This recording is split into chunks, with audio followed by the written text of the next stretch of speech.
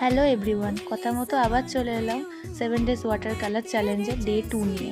আজ আমি যেমনটা দেখালাম একটা ফ্লাওয়ার করে দেখাবো। সো দেরি না করে বসে পড়লাম ফ্লাওয়ারটা ড্র করতে।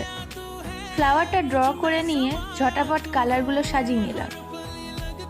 যেমনটা দেখতে পেলে আমি জলের একটা পাতলা লেয়ার চাপিয়ে নিয়ে তারপর ফার্স্ট টোন হিসেবে প্রাইমারি রেড কালারটা ইউজ করলাম।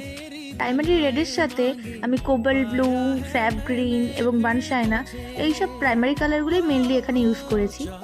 জানো তো, আমার এই আর্ট অ্যান্ড ক্রাফট অর পেন্টিংয়ের যে কোনো কাজ কিছুদিন না করলেই কিরম যেন একটা মনে হয় কিছু একটা করলাম না। এটা যেন ঠিক আমার কাছে একটা থেরাপির মতো কাজ করে।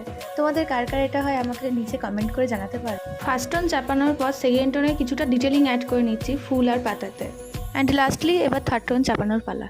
থার্ড টোনে ফাইনাল ডিটেলিং অ্যাড করে আমি কাজটা কমপ্লিট করলাম। এবার তোমরাই বলো কাজটা কেমন লাগলো।